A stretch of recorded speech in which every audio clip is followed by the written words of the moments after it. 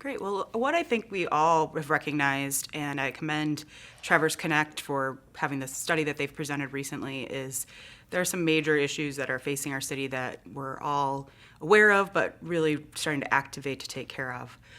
The first one is probably the least sexy, if you'll excuse the term, but we have crumbling infrastructure just like so many cities in the state of Michigan, and we need to really be focusing in on that. The 8th Street project was part of that. We've recently passed some spending measures to be able to not just add sidewalks, but do infill for the sidewalks that we've had that are crumbling in neighborhoods.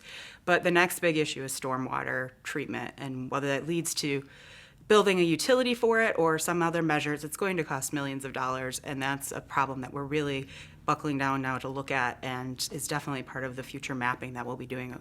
Myself or any other commissioners in the next commission will be working on a lot, I would venture to say. Also, I think the other two big issues are kind of tied together that we're looking at right now, which is retaining and attracting younger people, family-age people, and our cost of living in this area and wages. So I think those two feed each other, but they're both somewhat separate and very important. As I said, I was born and raised in Traverse City. I'm a rarity, though, of my graduating class and people around me and my peers, because I do live here and I have a career and I've made a life here. And not everybody can afford to do that. Not everybody has the opportunities to do that. And it's sad to see that I had a class reunion last summer and so many people saying, I just wish I could move back here, but I don't know how I'd make it work. That's disheartening. And plus, how much talent are we missing out on that we could attract to the area if we had better pay or more affordable housing or other options that were out there. So I appreciate, again, that we had the Traverse Connect study that just came out that kind of identified that. For some people, it may have seemed like a bit of a no-brainer, if you will.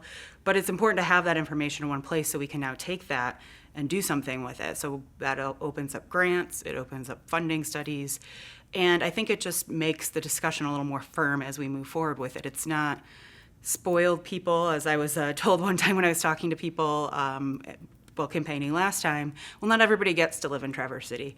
Well, that's true, but people should be able to live in the region at least. And so I think that that's something that we have to take a broader look at. A lot of times people turn to the city and say, well, why aren't we doing this, or why can't you do that?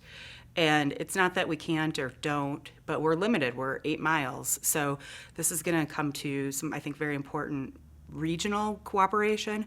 I think that's going to be very important for whoever's on the next commission to be able to sit down at the table with other township leaders, East Bay, Garfield, county leaders, nonprofit leaders throughout the region.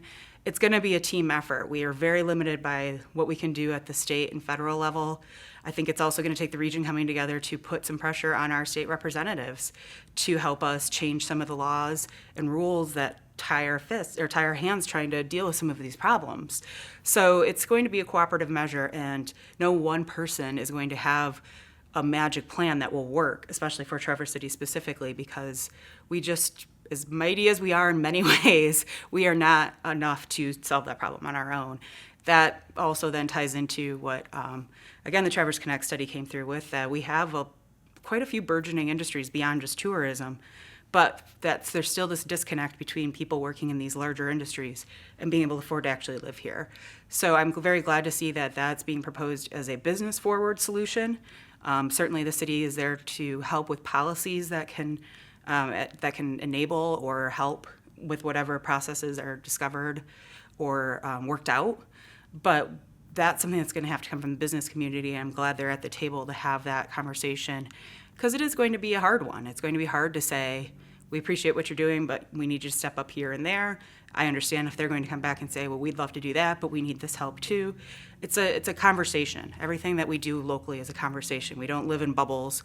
We don't go away to Washington, D.C. We live here and we know our people.